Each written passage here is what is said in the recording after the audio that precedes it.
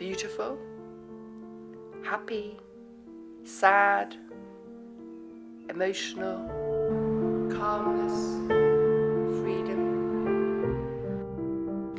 I started dancing when I was very young. I think I was about 5. Funny, as a child, I don't think you realise that it's a strange thing to want to be. We had a careers advisor and she said, "What would you like to do?" And I said, "I wanted to be a ballet dancer." And she was very offhand. Everybody wants to be a ballet dancer.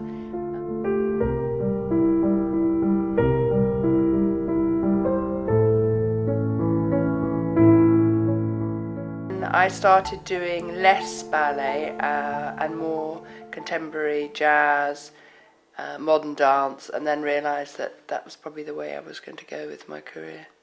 As a dancer, you discover lots about yourself because it's a physical way of expressing yourself, really. I think some people write, some people paint, and for me, I think dance is very similar to those things. I think the way you move, how you feel, you can put that into the music.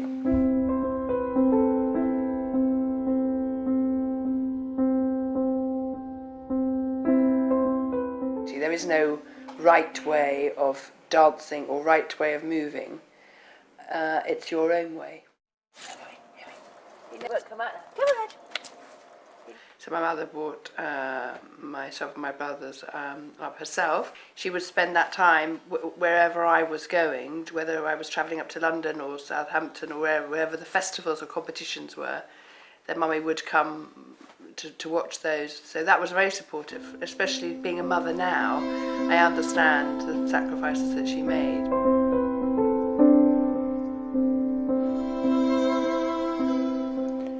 I think as a dancer there are always obstacles, and maybe you make your own obstacles in life.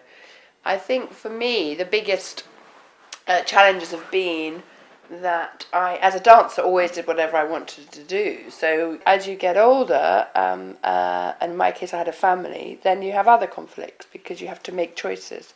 From being very selfish and wanting to do any job that you're offered, you suddenly have to think, I can't do this because I have children. I think now it's always easier in hindsight, isn't it? I do think maybe I should have thought how I could have done all of those things, i.e. have a family and go to the opera, I have a live-in nanny. But the thing with, at that time, I want to leave my children at home, and I certainly didn't want to take them with me. I think the decision I made was the best one. People have been coming to my class since I very first started teaching 25 years ago, which is a very long time. I think what's lovely about teaching is that you have a friendship and a relationship with them, because it is quite an intimate space to be in a dance class.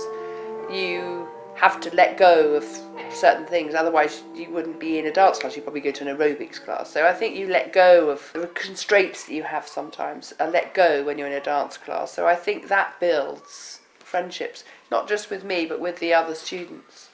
Debbie is a very positive and inspiring person. She never criticizes somebody in a negative way. I think Debbie has inspired me to continue improving myself, that you can always train your body to improve, even with, despite the age and despite, pregnancies and all those obstacles. I think when you've trained somebody in a certain way to dance, it's almost a bit like you feel as a mother. There's a part of you that feels really proud. When I see people, when I've gone to watch students perform professionally, I think I'm more nervous when the curtain goes up thinking, than I would be if I was performing myself, which again is a bit like being a parent. I think part of you is always nervous for them and worried for them, but proud. Bye. But I think for me, what I consider to be successful in my life is being happy, and achieving that is a challenge for us all. But having a family and creating the home that I have and my life, I consider to be fairly successful.